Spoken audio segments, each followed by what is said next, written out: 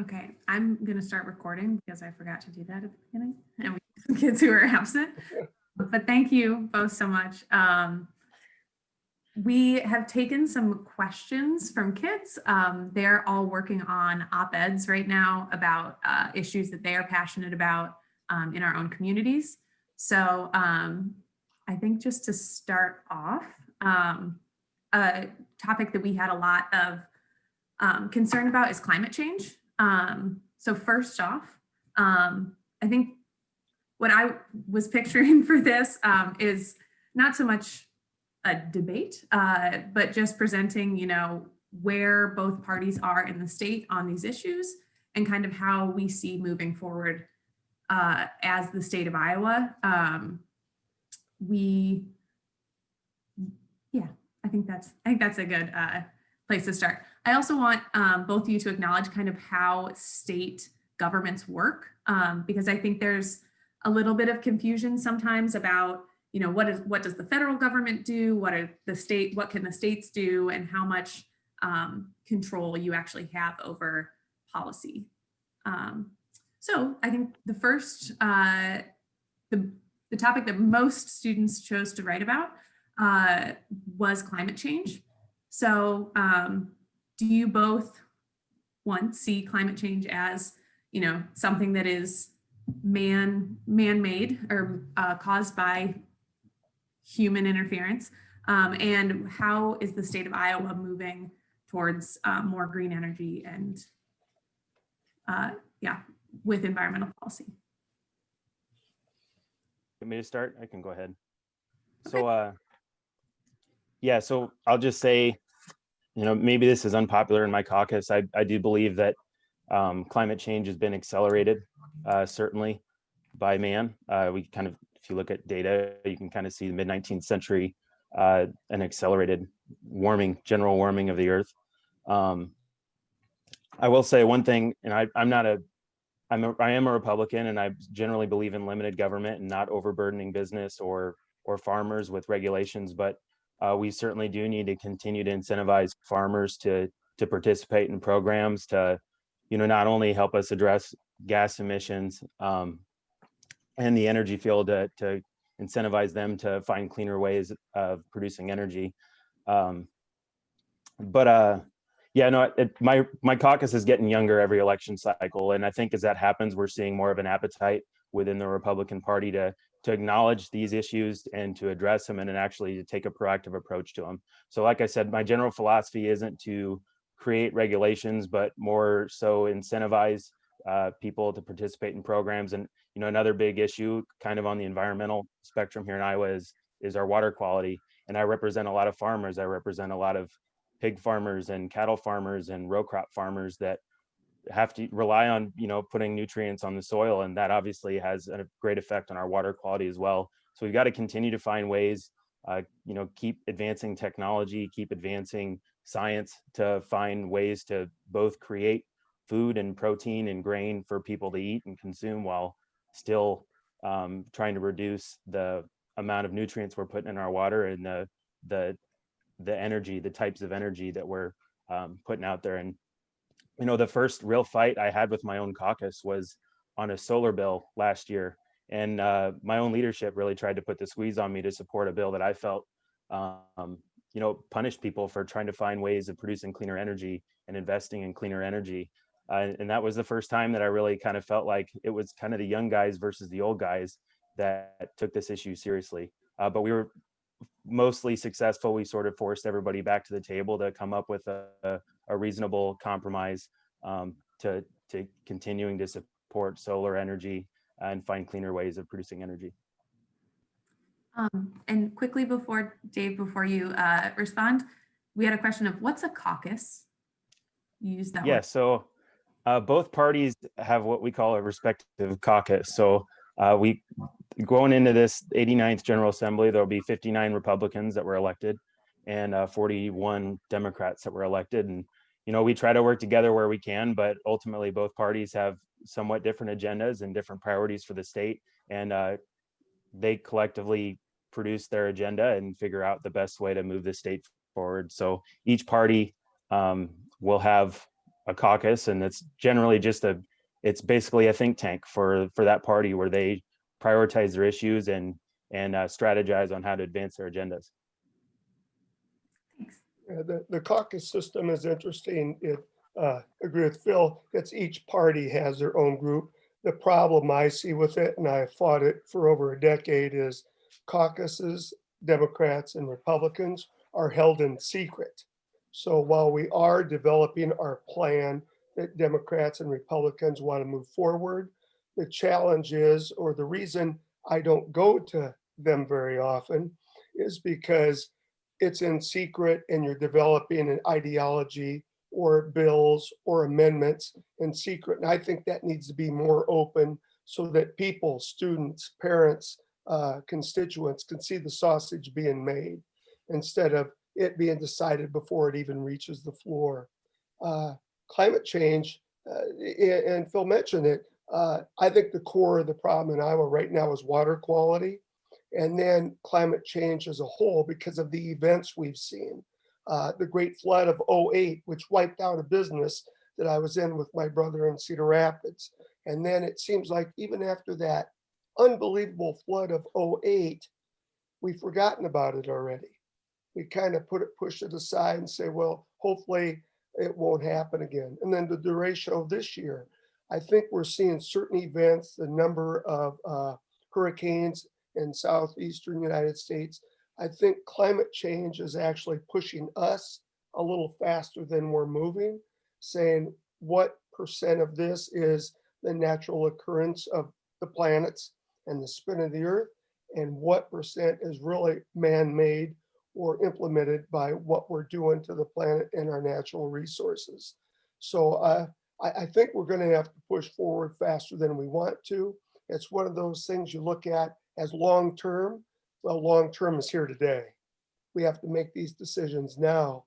And, you know, while I agree too that you don't want to over-regulate farmers or small businesses, I also want to be careful that we're not over-subsidizing farmers or corporations too. We got to watch where those tax dollars are going and how they're being implemented. You know, to close out on climate change, I think one of the biggest barriers we have is the difference between voluntary work on the environment and regulated work on the environment. We've invested over $211 million on water quality in Iowa on a voluntary basis. And that needle hasn't moved very far for the money that we've invested so far. But long term, that's what we're going to go back in January and work on what's going to work best for Iowa. So we've gotten two questions to follow up on this. One question was about providing benefits or incentives to farmers that use clean energy, and whether that is something that is being talked about or prioritized. And then another question about wind farms and building those on farmland. What are your thoughts on either of those things? Well, it's interesting. Phil brought it up that this year we kind of had split caucuses. It was more of a Eastern Iowa versus Western Iowa, urban versus rural, what do we want to say in terms of solar power. But there's a group of farmers, ag people in Washington County that use solar immensely for their operation. So what you're seeing is, and again, the good representative mentioned it too, we're seeing a little change between age cohorts. Some of us older people in the legislature and younger have some different ideas coming through. And that's where they're going to see some positive change too.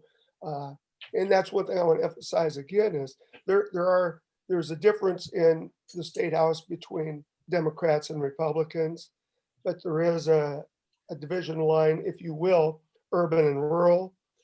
There's one that's coming up, the up and comers like Phil, the youth group against some of the older experienced people. There's different ideas. So I think this year is going to be real interesting what comes out.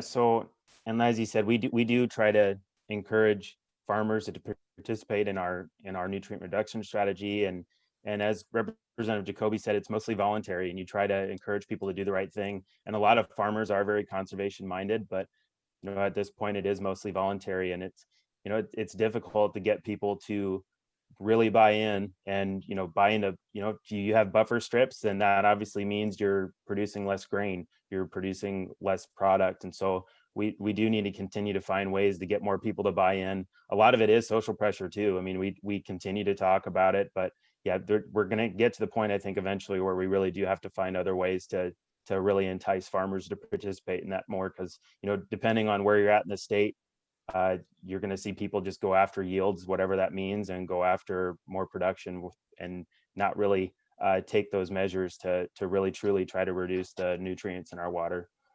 So it's kind of a give and take. It's an ongoing battle, and like Representative Jacoby said, it's not necessarily a Republican Democrat issue. There's a lot of give and take within our respective parties, and my predecessor was the person that held my office before I did, was Representative Chip Baltimore, and he really tried to push water quality as far as he could within our caucus, and try to get more people to buy into the idea that we've got to do more. We've got to put more resources into getting farmers to participate in these programs.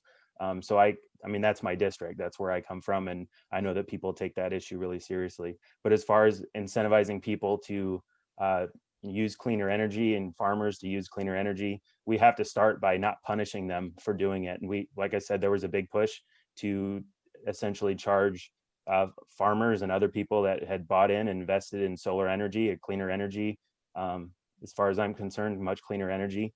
And it was essentially a tax on them for investing in that and purchasing those solar panels to put energy on the grid.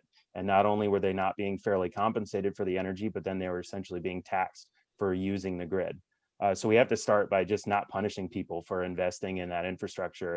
And sometimes it comes with tax incentives, and sometimes giving people credits for investing in cleaner energy. And that's sort of the Republican approach at this point. But if it doesn't work, it doesn't work. We've got to eventually just figure out that we've got to regroup and find other ways to incentivize people to start producing cleaner energy. To shift away from climate change, but stick with the how do you enforce people to do things that they might not want to do. COVID-19 is a huge problem in our state right now, and all of our students have opted to stay online for, well, at least the remainder of this trimester. But where do you see the state's role in preventing the spread of COVID-19, and what do you hope to see happen in the next few months before a vaccine is generally available? So I guess I'll start. Yeah, I'm a Republican, and with that, I generally believe in individual liberty and individual responsibility. And I try to lead by example and do the right things. But I've got a district that really doesn't like being told what to do, especially by me. So I generally leave that up to. I try to take an education approach. I try to encourage people to do the right thing. We obviously have our public health jumping up and down saying, wearing masks reduce the spread of COVID-19 significantly, and stay home. Don't go out if you don't need to. And the governor's doing that too. And she's kind of in a bind where she is, trying to do right by individual liberty, respecting individual liberty, respecting people's, right to make those decisions for themselves and their families, while simultaneously really pumping out the education, pumping out the data, and showing people that it is the right thing to do. So I generally lean on the side of freedom and the side of education, and just try to continue to tell people what the right thing to do is. And most of us know that wearing a mask, social distancing, not going to unnecessary gatherings is the right answer. Well, I think the numbers are showing right now, the big trouble we're in right now in Iowa. And I understand, the viewpoint in terms of mask and personal freedom. For the life of me, I don't know how masks got to be debated as a personal freedom item. In fact, if everyone wore a mask, we'd all open businesses up quicker. the numbers are frightening. I do hear this a lot, and this is be a point of differential. I hear a lot from rural areas that we don't want to wear masks, and I worked in 18 different counties, from Sigourney in southeast Iowa for the STEM Hub network. And you see an urban-rural divide on wearing a mask. But I can tell you this, I can tell you where the hell the people are going from rural areas when they get really sick. They're coming to our University of Iowa hospitals. Our University of Iowa hospitals, and meeting with staff just yesterday, they're filled to the brim. COVID care workers are at their wits' end. They're putting in hours. It is their personal fear, but of getting it themselves, but even more so treating the families. As one nurse, told me with tears in her eye, that it's how we're saying goodbye to some patients, that families can't be around them, the norm, and how people are suffering through, even the ones that get better in the long-term effect. I think the governor's method has been completely hodgepodge and a political mess. First of all, she should have had a bipartisan commission working on this. Second of all, we should have entered in a trust with Midwest states instead of just 2 states, North Dakota and South Dakota. And you can see how well that's paid off. They are, with us, the worst in the nation for outbreak right now. We should have paired with everyone in the Midwest, Wisconsin, Minnesota, and the Dakotas and Nebraska, so you'd have a bipartisan commission working on what's best for Iowans, whether it's a mask mandate, whether it's testing. We're running into a big wall right now with testing. I've gotten calls this morning from people who can't get tested. We're not ready to test as many people as we need to test. The tracing, the horses might be out of the barn by now as far as tracing, because the community spread is so large. And I'm passionate about this because a youngest daughter had COVID in June, and she was 20 at the time. And I tell you what, most people say, oh, it's just a kid or a young person, it doesn't affect.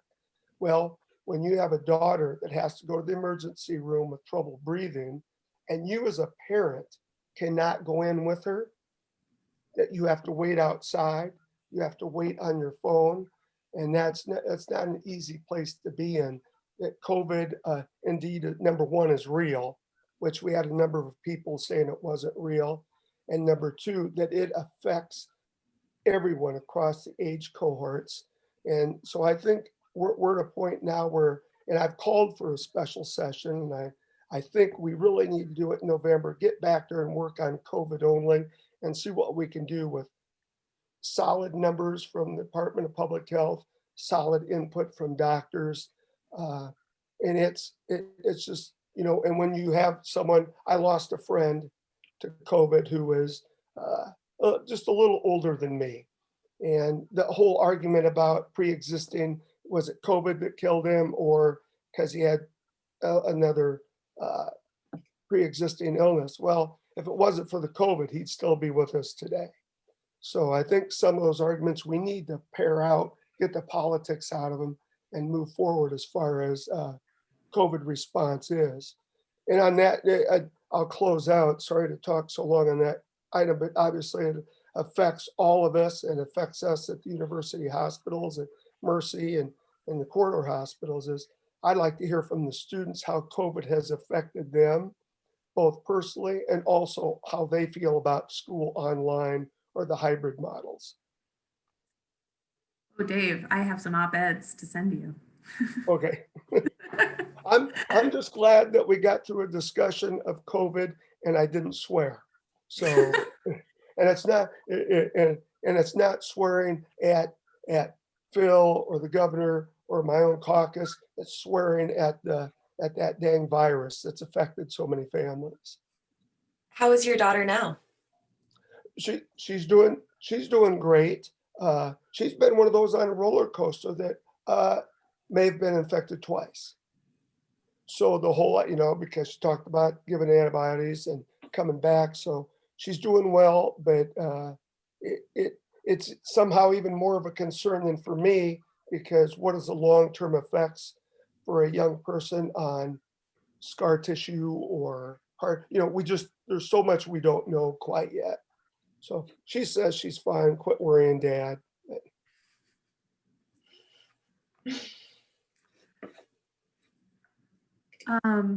So we can go in another direction here. Lauren, did you see any follow-ups about COVID? Okay. There were two brief ones of what do you tell people who say that they don't believe in COVID? And another question about vaccine development and availability and that coming to Iowa. Well, Go ahead, go Dave. ahead, Phil. Okay, so I actually had COVID as well. And I had to quarantine for 3 weeks, and I have a 101-year-old grandmother that I certainly had to look out for. But to people that say, is it real? It's pretty easy for me to point to my own case and tell them exactly the symptoms that I felt and what I went through to say, no, it is very much in fact real. And to be a Republican jumping up and down and saying, yes, I had it, and it very much affected my health. So obviously it's going to be pretty hard for me to deny that COVID is real and impacting myself and my family. So I don't think we're seeing so much of that anymore. Obviously at the beginning of this whole thing, when we started to make decisions when we closed up session for a few months, and then when we started to say, limit businesses and start shutting them down, there was a lot of backlash from people who just kind of denied it and thought that we were overreacting to the situation. And that came from both sides too. And then what was the second part of that question? Sorry. About a vaccine and when that might be available in Iowa. Yeah, so we're seeing development of that. I think most of the timelines that I've heard of we're going to start rolling those out in January as the timeline that I saw. And then between January and May, they're kind of going through certain populations of people that the data shows it affects more. So they'll start with the more vulnerable populations and administer them that way and kind of roll back into the less vulnerable populations. That's a timeline that I've seen and I'm hopeful for. So anything we can do to speed that up and get things through testing and expedite the vaccine, obviously the better shape we'll be in down the road. But the realistic timeline that I've seen is between January and May. And I'm real hopeful for the January timeframe. Mm-hmm. And we have the 2 vaccines coming up, that dual clinical trials with Pfizer, and the one by Johnson & Johnson is equally as exciting because it's a one shot. The Pfizer one that we're looking at is probably a series of two shots. So we'll see, and hopefully that they're very effective, and hopefully we can get the most vulnerable to that point right now, get them first in line, maybe even in December, but January is very hopeful.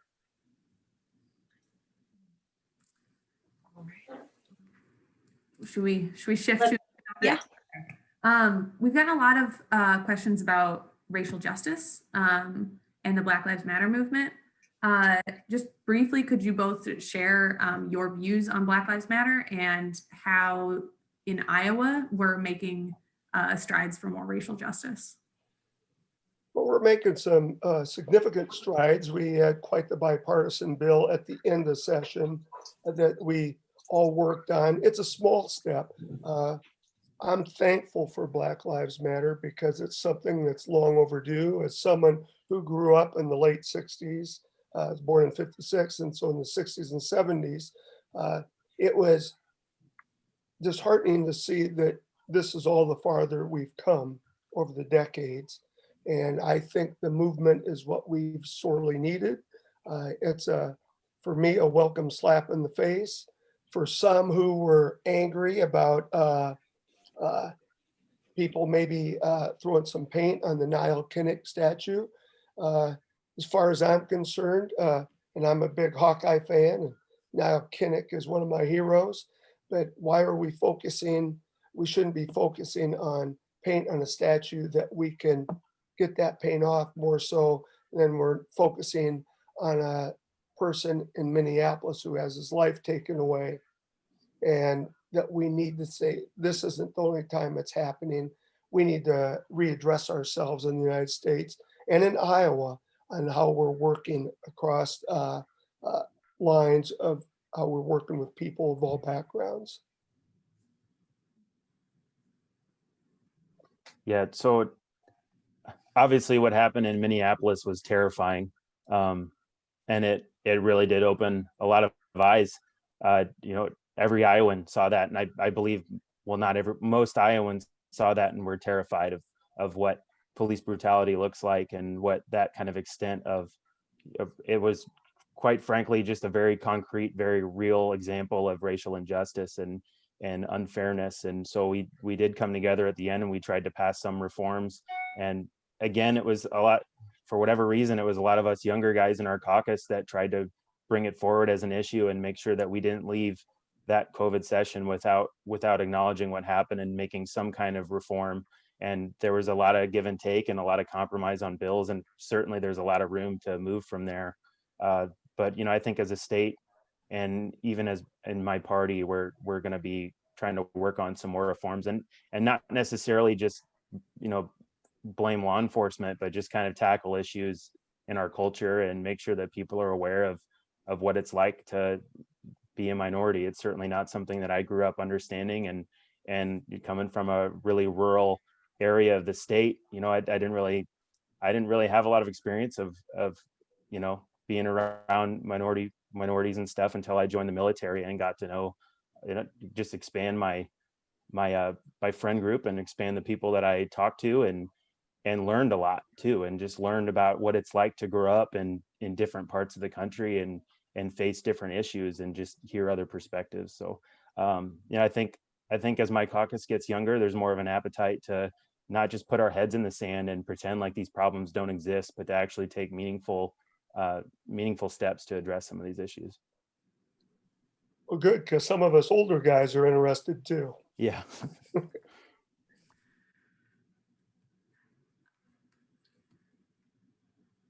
To follow up on that, there was a question about how would you try to prevent or stop police brutality?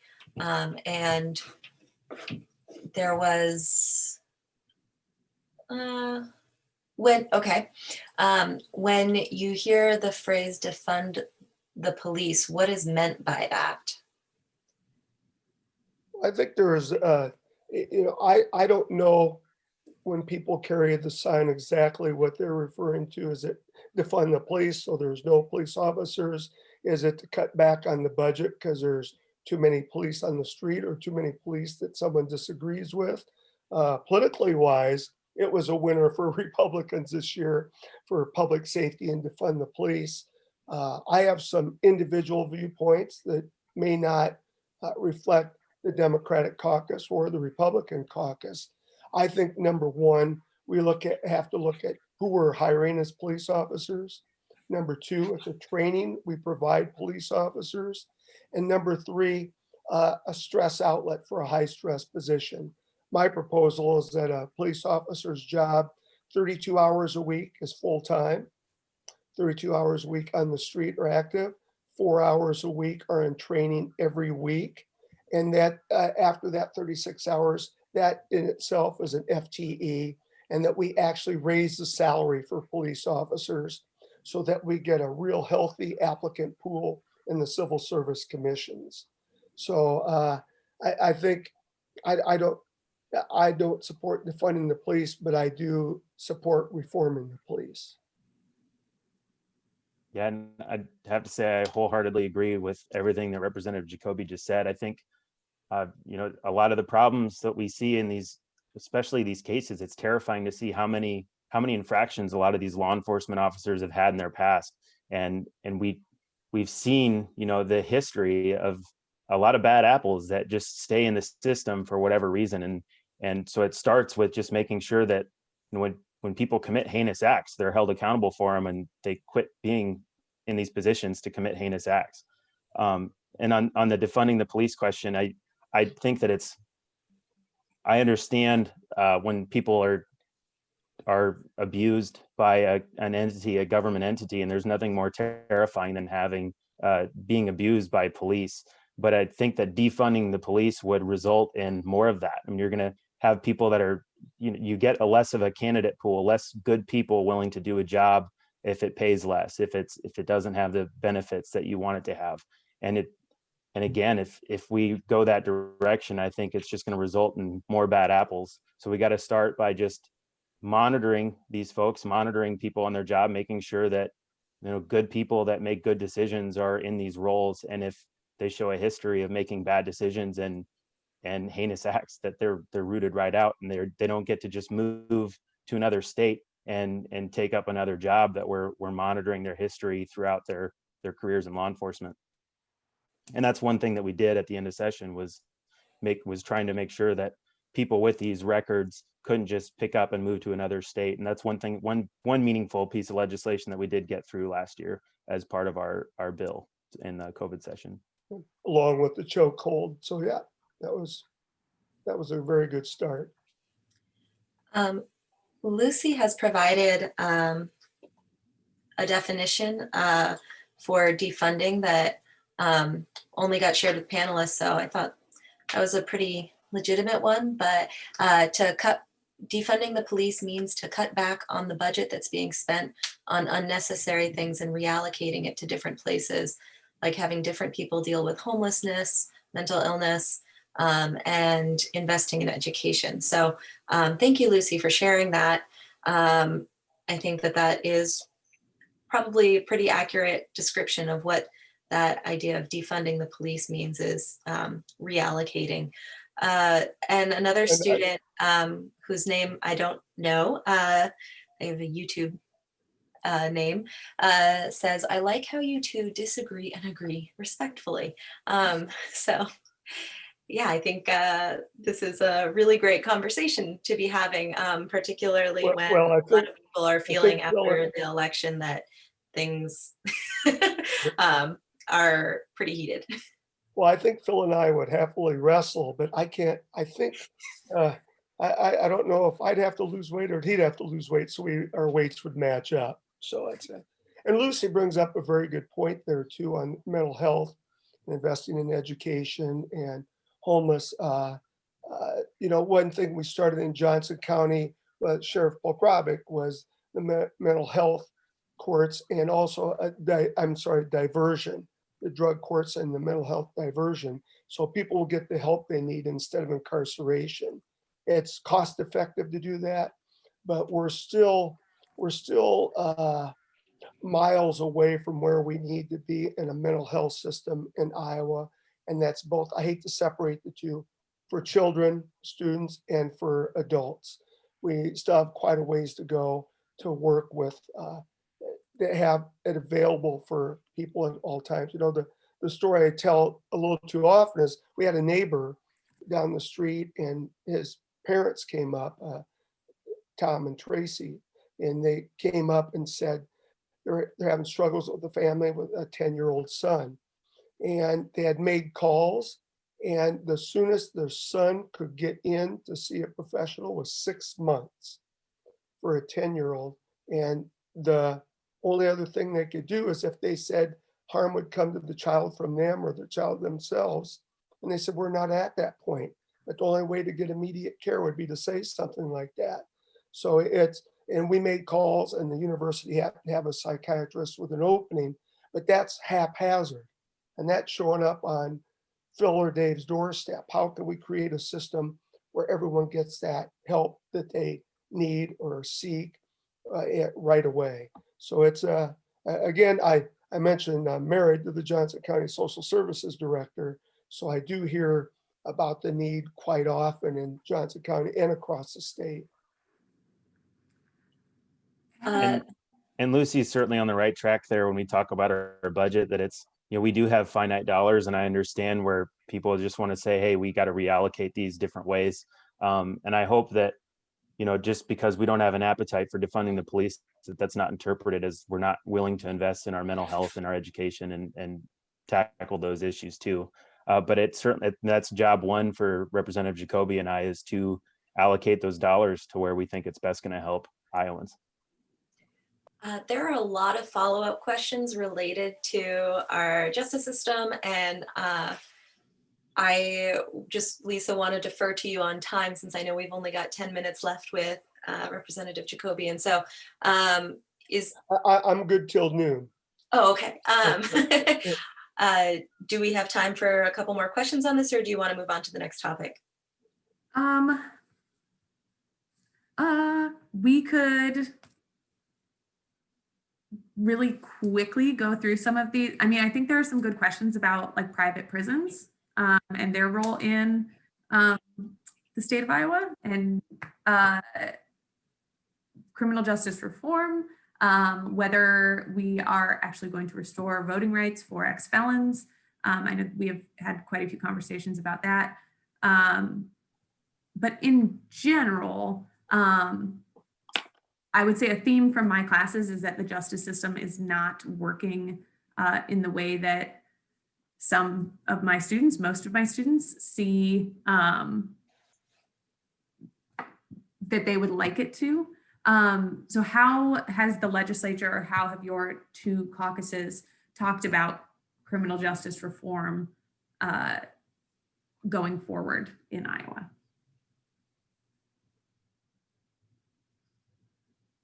So I'll start. Go first, Phil. Okay, go ahead, Phil. Yeah, so a lot of our conversations, and again, this is a lot of younger guys in my Republican caucus that keep raising the issues of, especially when we deal with drugs, decriminalizing some, or at least reducing penalties, and we want to see less people go to prison for drug crimes and have more of a rehabilitation approach to that. So our prison is full of people who really don't belong in prison, and and I see a question in here of private prison. It's uncomfortable for me for people to be making a profit off of something like that, and it's certainly something that we've got to continue to address. And again, as my Republican caucus gets younger, there's more and more of an appetite, and I feel like we're getting closer to actually addressing a lot of these issues, and especially when it comes to drug crimes. And like I said, taking a more rehabilitation approach to, helping people stay off drugs and make good decisions.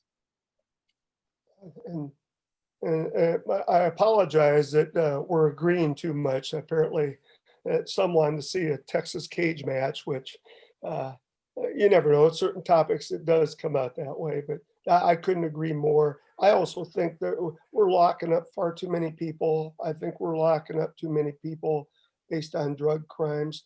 And as far as voting, I go a little farther to the left, I guess you would say. I don't think anyone should ever have their voting rights taken away. I don't think no matter where you are in the criminal justice system, that ever your voting rights should be taken away. You should always have the right to the ballot as long as you're a United States citizen.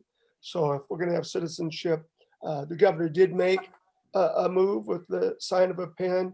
There's farther we can go. I think there's too much of a litmus test, if you have to pay off all fines or all restitution.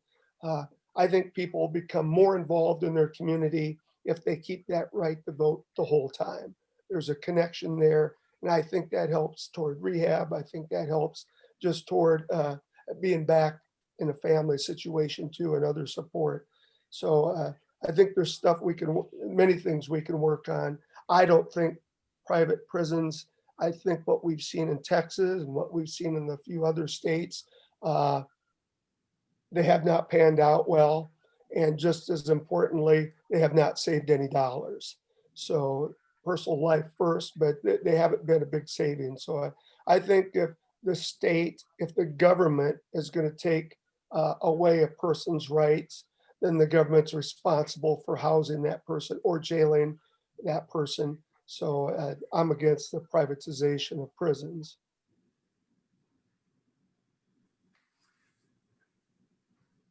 Okay. Yeah, you guys are agreeing way too much. This isn't any fun. But I think this is a good example for all of you this isn't normal. To see that these two people, all right, we are gonna do something with the chat here. It's a good example of two people who in their jobs disagree on a lot of things, but can still get together and talk about where they agree and where they can move on those issues, which is what we've been trying to do in class and kind of set a model for. Lauren, do you have any, while I take care of the chat over here, can you ask a question from the Q&A? Sure. I have to say I am so impressed by the questions that are being asked right now. You are all incredibly informed. So I want to go back to some of the questions that we got earlier. And one of them does relate to both our op-ed project and to what we're talking about right now of what do you think is the most effective way to try to get people to change the way they act or think on the topics you care about? And to talk to people who may not agree with you politically in a way where you can find a solution together. I think the most effective and compelling way is to tell your story, talk about why you believe what you believe and share your experiences, share what shaped your perspective. And that's, to me as a legislator, that's the most compelling thing to me, is when people come in and share, and one thing that's not popular again is in my party is addressing the Medicaid issues that we're having. But when you have people come forward with these stories of how these systems aren't working for them, and you really, people that you care about and people that you really know that you have to take care of as your constituents, those are some heart-wrenching stories that really will make you think about, how, one, it's your duty to fix the system so that you're taking care of your people, but two, it's just, you really, you can't help but feel for folks and really think twice about, the policies of our state when people share such compelling stories. So I think that's, to me, that's the most effective way to be compelled to, change maybe the way I thought of something, or change the way that I'm going to advocate to my peers. You did mention the Medicaid system. In all honesty, that's my next meeting, is with a couple of constituents who are struggling through the Medicaid system. And hopefully that's something the good representative and I will work directly on this year to get back on better footing. What's most effective is, it is, again, as was mentioned, personal stories, and I like to hear from you.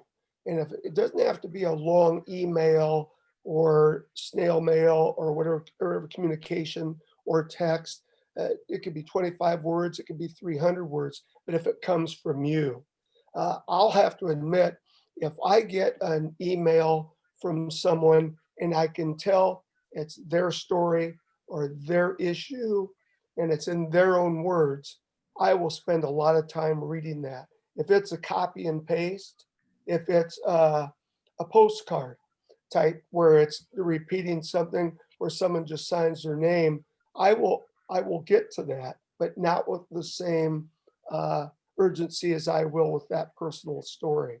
So it also helps too if you have family or friends that live in other districts. My family happens to be from Boone, Iowa. That's where my dad grew up, and before he went into the service and did a couple of tours in Korea and came back before we relocated. But I have family in Boone, so if I wanted to help convince a legislator that represents Boone, I would tell my cousins, hey, send Phil a nice email on this topic of Medicaid, and we should go back to this. But because it helps a lot too if you're communicating with someone that you represent directly. But I know Phil does it too. We both respond to everyone who sends us a personal email or tells their story, whether they live in our district or not. And it is, sorry to say that some members of both caucuses don't respond to everyone, but it's important you tell your story. And I tell you what, if you don't hear from us, then you go ahead and post on social media or whatever media saying, that damn Jacoby, oops, I'm sorry, Lisa, that darn Jacoby, I sent him a note a week ago. Give us a little time, but it's our job as representatives, henceforth the name, to get back to you and discuss the topic at hand.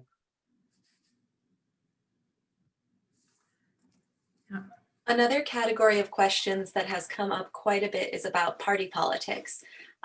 So there were some questions about how Iowa, the Iowa landscape kind of looks with being red, blue, or purple, and what those shifts might indicate. But then there was also questions about, do you support a two-party system? And why are you in the party that you are in? So I think and then the last one that I thought was interesting was, do you think having separate parties helps with efficiency or just makes it more difficult to compromise? So given your experience working in the legislature, running with in your campaigns with party platforms, what are your thoughts on this? I think the two-party system works. There's also been times I'm 64, over the years, I've said, why hasn't a third party fared better to push some ideas across the finish line? I don't have a good answer for that. I think, and the good representative mentioned it earlier, sometimes our biggest battles is within our own party before it gets to the floor for discussion too. The two-party system works. I'd be interested in seeing a third party at a level that they could initiate some changes on both sides, the far left and the far right. But for whatever reason, it hasn't happened yet. As far as what color Iowa is, purple, red, or blue, it's hard when you look at maps by the geographical boundaries of counties or regions, then it looks redder than it is. I think what you have to do is look at the total number of votes in each county and how, if it's, we have two counties. If you have Johnson County and Sioux County, those are kind of extremes for both parties. But like where Phil comes from, where my dad family's from, it voted mostly red, but there's a lot of Democrats who live in that district too. And so you have to look at what the true demographics are. But, it also said there about term limits. I think there should be age limits. I'll leave it at that.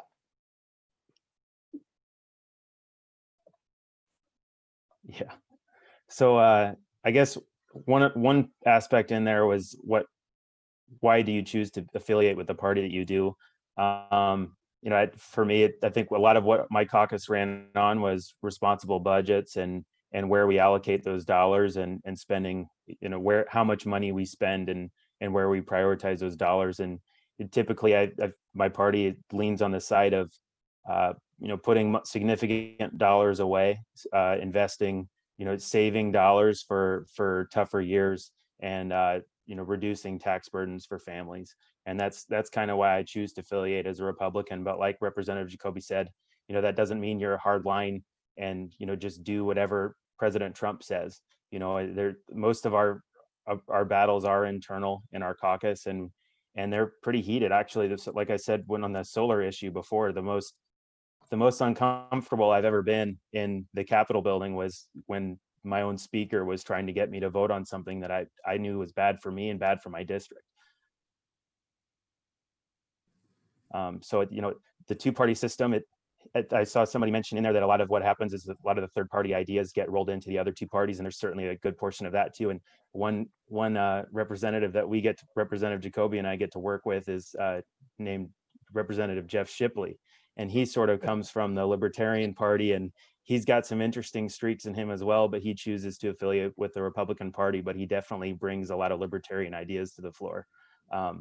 So that happens too, and I think most people just, for whatever good or bad, most people sort of accept that, to make a significant impact for your community, you essentially have to choose one of those two parties to affiliate with in order to go and fight the good fight for your people that you represent. And most of us don't go there just on hardline issues with, we're going there to fight for our party platform. Most of what we do is advocating for what's important to our constituents and to our districts, and voting that way. So as far as allegiance goes and who our loyalty lies with, I feel like both Representative Jacoby and I represent our districts first, and then that's why we're able to have discussions of where we can cross the lines and figure out the best way to move forward with policies that affect all Iowans. And I'm gonna pick on Phil a little bit here because we don't get a lot of Republican voices in our classes in Johnson County. And so I think there's a stereotype that a lot of, or like a single story that a lot of our students have in their heads of what a Republican is. I think a lot of that has been shaped by federal politics. So what happens when, let's say, I mean, when the president makes a statement that you disagree with, and how do you distance yourself from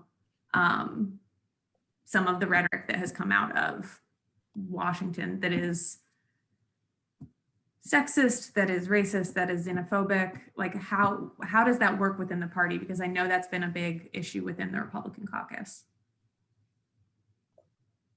Well, it is tough, you know, that sometimes the president says things that make me uncomfortable.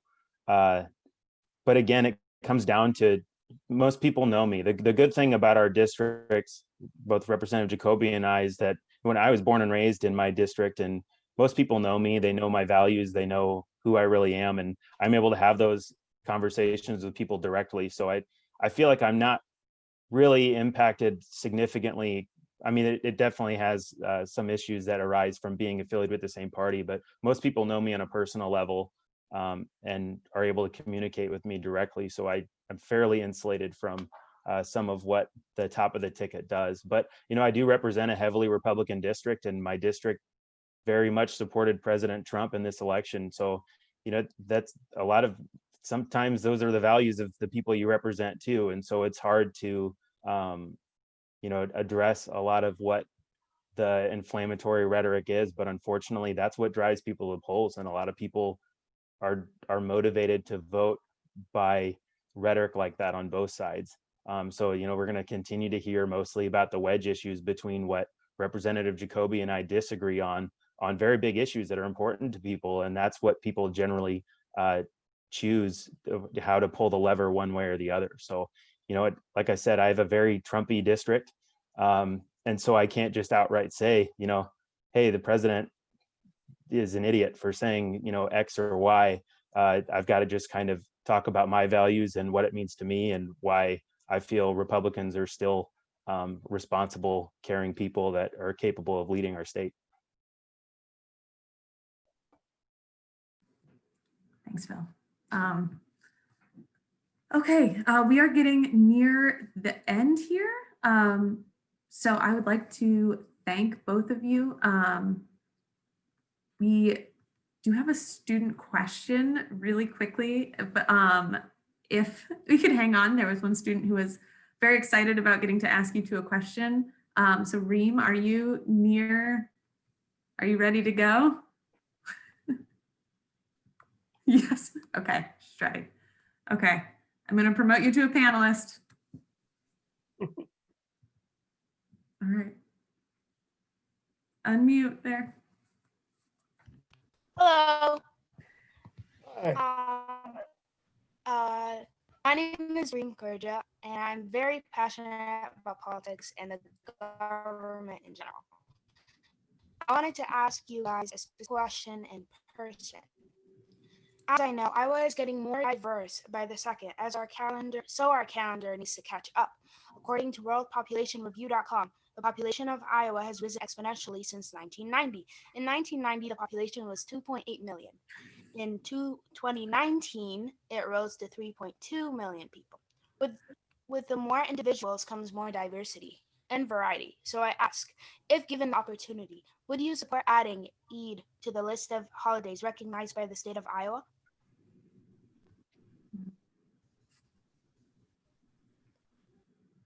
Adding what?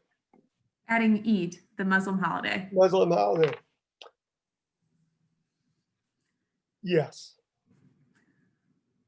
Yes. Why? I mean, you know, obviously our state is made better by diversity, and obviously, you know, I think you should also take this issue up to your congresswoman elect and bring this issue up too, because a lot of these holidays are, as far as the way it significantly impacts your life, will be dealt with at the federal level, but at the state level, I'd certainly be interested in that.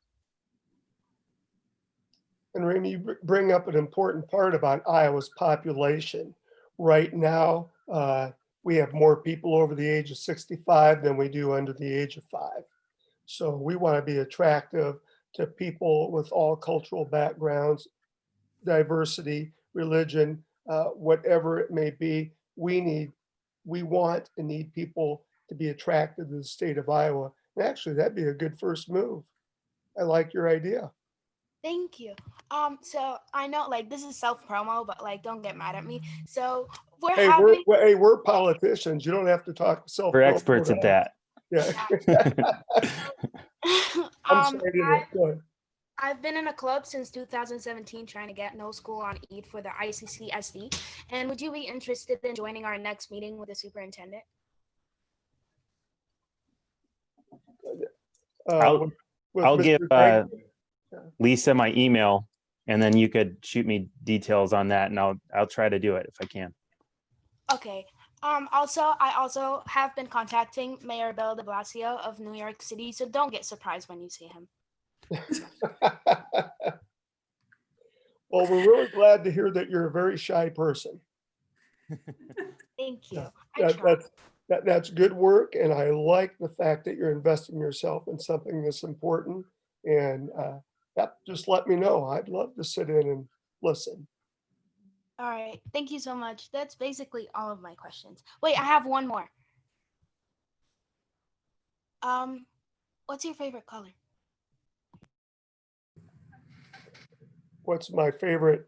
Your favorite color? Oh, well, don't listen to this, Phil. It used to be orange before President Trump. I Ouch. have two, and it's black and gold. Oh, Okay. All right. I think that's a good place to end. Thank you both so much for coming. And yeah, if you want to come back and talk anymore, you are welcome anytime. happy to do it. Yeah, thank you, everybody. I really appreciate it. And there were awesome questions. Thank you, Lisa. Thank you, Lauren. Thank you, Representative Jacoby. Thank you, Reem. Thank you, Reem. Thank you so much. We should have had you on the panel the whole time. Right? Thank you. See you. See you guys. Bye.